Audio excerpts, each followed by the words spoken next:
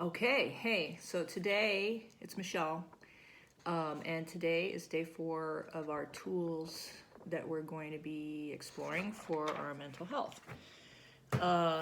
Yesterday I was thinking there are some things that you can get, like from Walgreens or Amazon, that will help you through this COVID thing, because I know that everybody kind of freaks out when they're getting sick and you're wondering, do I have this disease or not? We can't get tested. So some ways that you can check yourself to make sure you're healthy is you can get a blood pressure monitor. They have all kinds of those at Walgreens or wherever.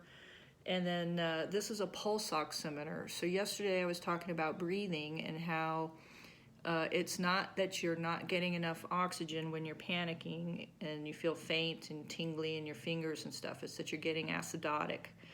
This will tell you if you're getting enough oxygen. So right now it's at 97%, which is good. I think anything above like 94 or something like that means you're perfusing enough oxygen and you're fine. So I would recommend you buy one of these if you're nervous, and everybody is, so don't feel bad. It's a tool. It'll also tell you your pulse. So if you have your pulse ox, your pulse, and your blood pressure readings, you can kind of have a good idea that you're doing all right. And it's good information to have if you call a doctor on the phone, because that's the stuff that they always check. Okay, so the second thing that I'm recommending as a tool is yoga. And, breathing, yoga, it all sounds really woo-woo, but it's not. It actually physiologically will help your parasympathetic nervous system. And if you don't know what that is, go back to day 1. There's 2 videos where I explain that.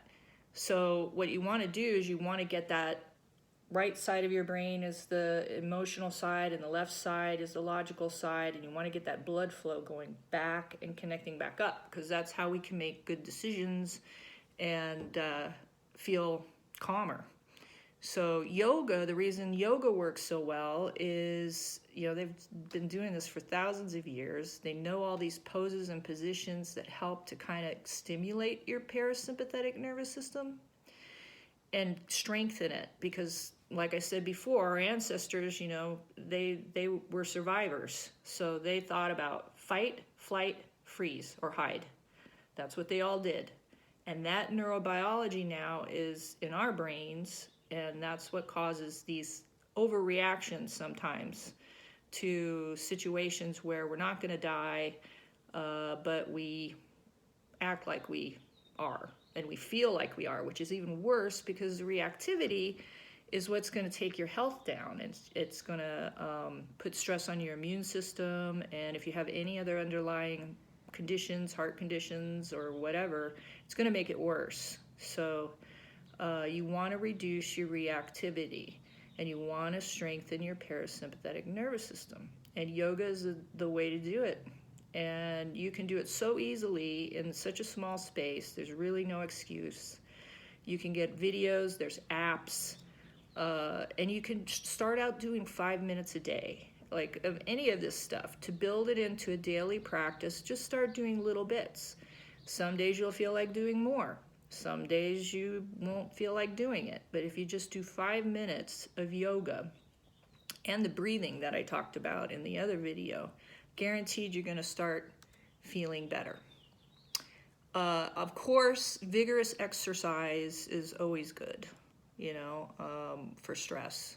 That will also help connect the blood flow. And the reason that exercise and yoga work so good for your brain is because you're pumping all this fresh blood and oxygen up into your brain. And your brain is an organ just like any other organ in your body. It's not a magical thing.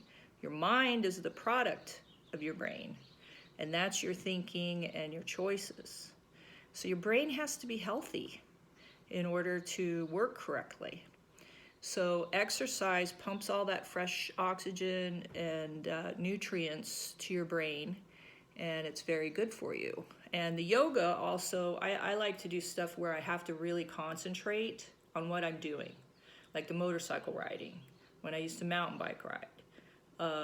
You could do golf. You could do anything that, like yoga, which anybody could start doing that. You just do the best you can. There's no competition with yoga.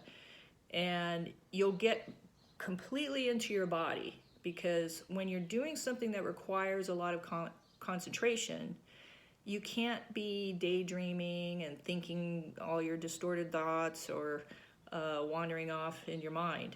So when you're in tree pose or any of the poses, a lot of the poses in yoga, you have to be focused on your body, and that gets your body connected back up to your brain. And because, where we get into trouble is when we're just racing off with our thoughts and we're not focusing and being mindful on what we're thinking, what we're choosing to believe, and how we're reacting or responding. So the goal is to think, feel, think again, and respond with the responses that you want to have in life.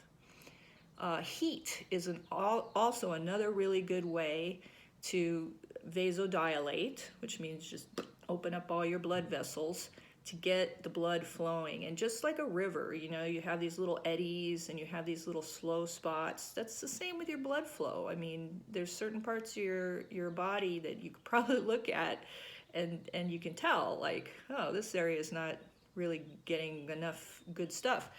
So try to incorporate those things. Heat, you can take a hot bath, a shower, a sauna, a hot tub. All that stuff is good for you. Just make sure you drink enough fluids and electrolytes. Okay, so we will continue tomorrow with more tools and skills. And if you have any questions, you can email me at mjmtucsonaz@aol.com. That's mjmtucsonaz. mjmtucsonaz@aol.com. And I will see you tomorrow.